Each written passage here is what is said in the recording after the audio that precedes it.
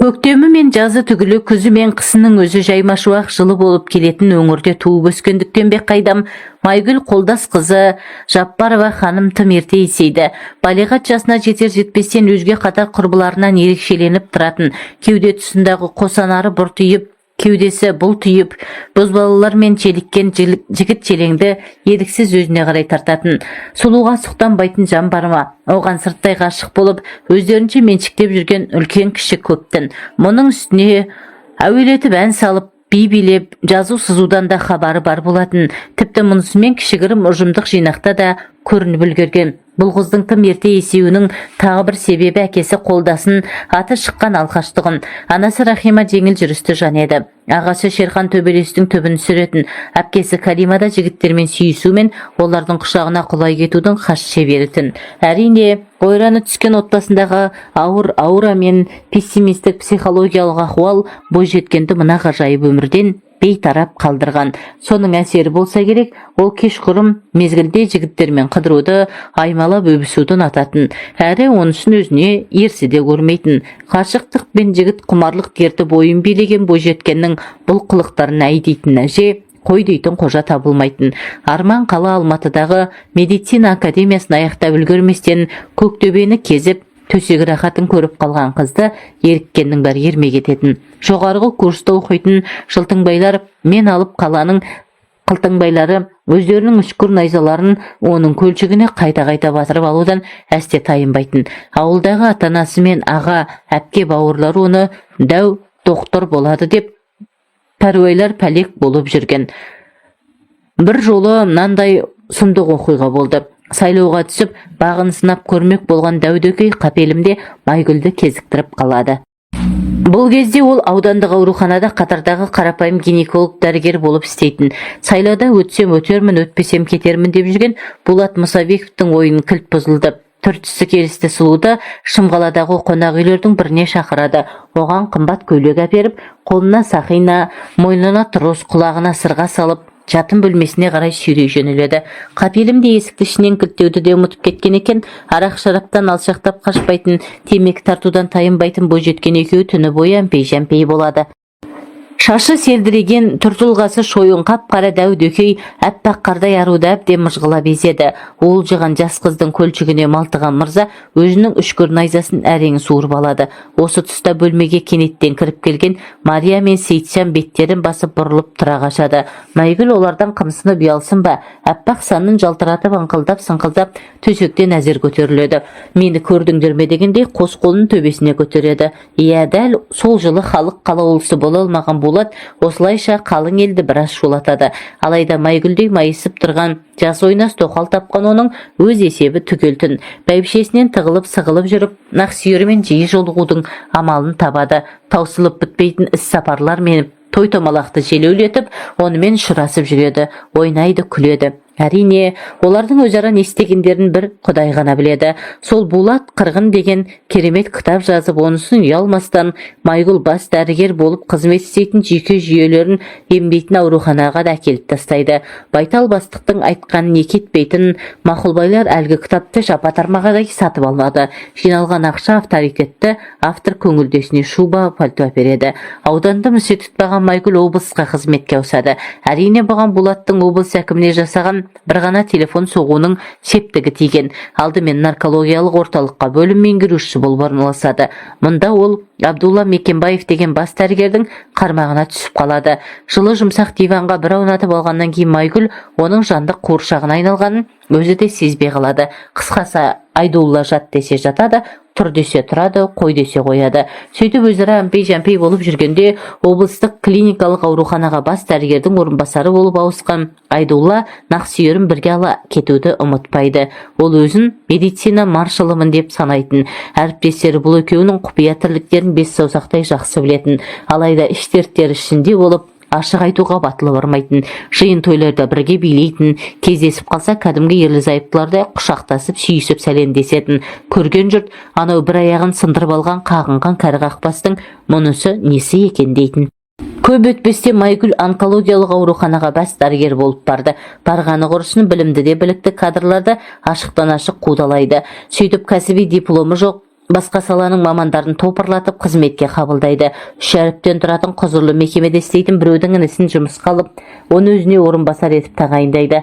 Қарсы келгендердің бәрінің апшысын қурады. Тіпті сонау бір кездері науқастың температурасын өлшеп, қалай укол салуды үйреткен ұстаздарын аямайды, отқа сотқа сүйрейді. Сондағы бар сенгені шаншуға өтпей қалған кәрі найзалы көкелері тұғын. Мұның бәрі де місе тұтпаған ол медицина қызметкерлерінің облыстық кәсіподағына төрайым болып сайланады. 1000 сан дәрігердің 99-ы ғана жақтап дауыс бергенімен, жиналыстың алқасында отырғандар өзге қарсыластарынан көп дауыс жинады деп төрайымдыққа сайлап жібереді. Қолына қоғамдық ұйымның мөрін ұстаған ол өзінше тыраштанып белсенеді. Медицина қызметкерлерінің арасында спартакиада, семинар, тренинг, флешмоб, сан алуан байқаулар өткізумен көзге түседі. Креативті басшы атанады. Тіпті өзі бір топ нақсүйерлерін жинап алып, Астана мен Алматыдағы телевизиялық байқауларға да қатысып қайтады. Оның бұлғылығын нағыз продюсер, шоумендерсің. Майгүлдің маңдайына мылқау, меңіреу, малқобайлар жинала бастапты. Солардың бірі Өрік Малданов, ұшына шыққан жағымпаз, лауазым үшін қойнындағы қатына дейін сатып жіберетін сұмырай болып шығады. Байтал бастығының ыбыстық майғұйрығына кіріп алған ол өзін менсінбегендерді құйрықтай жөнелерді. Олардың сыртынан жамандап қызметтен қуады. Медициналық академияның ректоры Тоғанбай Маяшев пен отбасындағы облыстағы аса беделді партияның басшысы халық қалаушысы Құлашбек Мәдібеков те Майгүлдің оттай ыстық құшағында қорғасындай балғып, тартөсекте терлеп тепшіп шыққандардың тізімінде тұр. Халық қалаулысының сенімді көмекшісі Рустам Байымбетов те көпті көрген келіншекпен бірге түнеу бақытына бөленген. Бұған Алматыдан ауып келген Әбит Мастанбеков тәрізді тағы біреуді қосыңыздар. Қысқасы Майгүлдің айы оңынан туып тұрып, ақ деген алғыз, қара дегені қарғыз. Кез келген нақсүйер көкелерінің тілін тауып, көңілін көтеруге тым шебер-ақ. Қызметке өңкей байынан ажырасқан жесір, жеңіл жүрісті, теріс қылықтыларды жинап алып, ондайларға қажетсінгендердің қышуын қандырып жүргеніне мәз мейрам. Сондайлардың бірі жылдың үздік дәрігері ретінде алтын ине жүлдесін жеңіп алған. Енді бұған күлесіз бе, жылайсыз ба, ерік өзіңізде. Неке тойы болмаған, үстіне ақ көйлек фата қолына ұстамаған Майгүл маймен көйлеп жүріп бір емес 100 жігіттің 100 емес 1000 мырзаның көңілін оп-оңай тауып үлгерген. Кәдімгі 1000 бүртің хикаясындағыдай керемет күй кешкен. Ең алғашқы байы Серімбет Мұсаевтан Рабиға есімді қызы бар. Оны өзгелерге сіңілім деп таныстырып жүрген көрінеді. Одан кейінгі Булат, Айдулла, Құлашбек, Тоғанбай, Рустам, Әбит біз біле бермейтін тағы басқалары тағысын сол сияқтылар толып жатқан сал серлері әбден сілікпесін шығарғаннан кейін бе, соңғы кездері сауық сайранға, жігіт аулауға кемірек шығатын көрінеді. Әйтпегенде ше, 40-тың қырқасына шығып, белі мен бұты бірігіп кеткен кәрі қаншықты қайтсын қасқалар. Жылмаңдаған 20 жасар бойжеткендер мен отбасын ойран еткен 30-дағылар тұрғанда, 45, ягодка опять деп өзін-өзі жұбатып жүрген жан кейде тобасына келгендей болады. Басына орамал тартып мешіт жағалайды. Онысы Алла тағаладан кешірім сұрағаны ма несі екен? Демократия демекші, әркім ойына келген істейтін, әркім қалаған адаммен жүретін, ойнап күлетін, тіпті түнеп алатын зымиян заманда Майгүл секілді маймылдан ауырақ жүріңдер мырзалар демекшіміз. Әтпесе ол біріңді 8 жылға соттатып, енді біріңді тентіретіп, тезек тергізіп жіберуден әсте тайынбайтын тәлпіш. Мына ғажап өмірде махаббатта жолы болмаған, тойы болмаған қыз өзінің бар ашу ызасын ашшылау, арақ шараптан, көк түтінді темекіден қала берді желіккен жігіттерге қылмаңдаумен ғана тояттағысы келген тәрізді. Айдың күннің аманында осындай адасушылардан сақтансын дейік ағайын. Мектеп кезінен жүріп жүрген жігітім әскерге кеткен. Барған соң екеуміз үйленеміз деп хат жазып, екеуміз уәделесіп қойғанбыз. Бірақ туған жеңге бір құда баласымен таныстырып арамызға түсті. Менің жігітім бар, маған уақыт құртып әуре болма деп айтып, екеуміз бірінші таныстықтан соң қоштасып кеткенбіз. Бірақ ол 2 күннен соң алып қашты. Аяқ асты танымайтын жігіттің жары боп шыға келдім. Шынымды айтайын, күйеуімнің түрі маған дымынаған жоқ. Менің қиялымдағы адам басқаша болатын, бойы да кіп-кішкентай. Оның қасында мен сұлу үлпіл деген жас едім. Өзімді оған қимай қит етсе, мен саған амалсыздан тегем, ұнатпағам деген сөздерді көп айттым. Содан ба ол бірте-бірте мені қызғанып, үйде ұрыс керіс көбейе бастады. Оған қоса адуынды енем бар. қит етсе мені жамандап, қатының сылаңдап, айнаның алдынан шықпайды деген сөзді қосып, күйеуімді қайрап қоятын. Уақыт өте көшеде өзімен өзі кетіп бара жатқан еркек көрсе, мынау саған келіп кетіп бара жатыр ма деп көрінгеннен қызғанып, жұдырық ала жүгіретін болды. Ақырында шындыққа салынып, берекеміз кетті. Мен сенімен тұра алмаймын деп киім кешегімді жинап, әке шешеме, күйеуім мен енемді жамандап, төркінмен қайтып бардым. Ішіме сыйған қыз сыртыма да сияды деп, мамам марқұм құшағын жая қарсы алды. Бірақ ағам мен ініме менің қайтып келгенім жақпады. Жеңгем мен келінім де көзім ала бере, өзара сыңдап бөтен екенімді кәдімгідей сездіретін. Шешем, жеңгем, келінім бәріміз бір үйде тұра алмадық. Әсіресе үш үйдің балаларының басы піспеді. Ақырында қаладан пәтер жалдап, 2 баламмен көшіп кеттім. Өз арбамды өзім сүйрегенім жөн деп шештім. 2 баламен қалада өмір сүру оңай емес екен. Ай сайын пәтерақы деген келеді де тұрады. Аттап басқаның ақша, бәрі сатулы. Түн ішінде 2 балама білдірмей көп жылайтынмын. Енем мен күйеуімнің ұрысынан қашқаныммен өмірдің қиғындығынан қашып құтыла алмайтынымды жақсы түсіндім. 2 жылда 4 пәтер ауыстырыппын. Қарап отырсам, енді жайғасып көңіл жайлана бастағанда келесі айда пәтердің ақшасы көтеріледі деген естейсің. Амал жоқ, арзанын іздеп, әркімнен қалған қырғоңды жуып шая беруде қажытып жібереді шыны керек. Жалғыздық жанға батады екен. Әсіресе көпшілікке қосылғанда қатты сезіледі. Туыстардың тойына бара қалсаң, күйеуі бар сіңілдерімнің абырой беделі менен биік, ал мен елеусіз бір шетте қалып кете берем. Сол себепті көпшілікпен араласуды да шектедім. Өмірдің мәні қалмағандай, осымен бар қызық біткендей жынданып кете жаздадым. Бір күні құрбым үйге жылап келді. Байым ұрды, сүйтті, бүйтті деп жамандады. Мен осы уақытқа дейін оларды ең керемет отбасы, бақытты жандар деп сырттай қызығып жүруші едім. Мынауына таң қалдым. Солай сіңілдерімнің өмірлерін іштей зерттедім. Қарап отырсам, ешқайсысының байы оңып тұрған жоқ. Бірі тойда ішіп алып маймыл болады, біреуі көпшіліктің көзінше әйелін шешесінен сыбап масқара етеді. Үшіншісі жатып шер жалқау, идеал еркек көрмедім. Мыналардың қасында менің күйеуім тәп-тәуір екен ғой деп кетіп қалғаныма өкіндім. 10 жыл сайын тамыз айында балаларына мектепке қажетті киім кешегін түгендеп беру үшін қалаға келетін. Ондай кезде үйге кіргізбей, өзім де шықпай балаларды сыртқа шығарып жіберіп отыра беретінмін. Бұл жолы ілесіп барып, тамырын басып көрмек болдым. Сөйтіп екеуміз балаларға киім әперіп, дәмханадан тамақтандық. 2 балам екеуміздің қатар отырғанымызға шын қуанып, ерекше көңілденіп кетті. Сонда да бірге болайық деп айтуға көкірегім жібермей отырдым. Кеш түсе бастағанда ол бізді үйге әкеп тастады. Үлкенімнің есі кіріп қалған, ал кішісі әкесін ерекше жақсы көретін. Папа, біздің үйге бір күн қоншы деп жыларман болды. Сол түн екеуміз көп сөйлестік. Екеуміздің қателік жасағанымызды түсініп, балалар үшін қайта қосылуға шешім қабылдадық. Ертеңіне көлік жалдап бізді ауылға көшіріп әкетті. Арада біраз жыл өтіп кетсе де біздің ауылға келіп қайта татуласқанымызға ата-аналарымыз шын қуанды. Енем де баяғыдай емес мінезі жұмсарып қалыпты.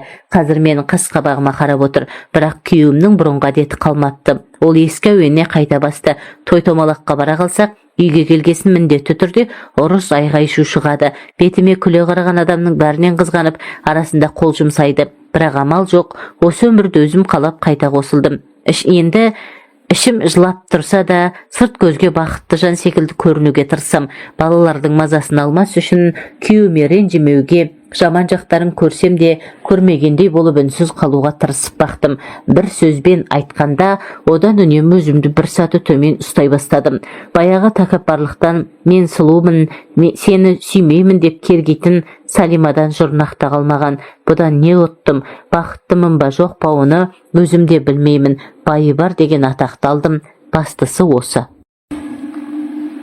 Мен ол кезде жасым 26-да болатынмын. Үйленгем, 2 ұлым бар. Вахтовый методпен жұмысқа орналастым. Жұмыста әйел адам біреу ғана болатын, повар, жасы 51-де болу керек. Жолдасы қайтыс болған, 2 қыз, 1 ұлы бар.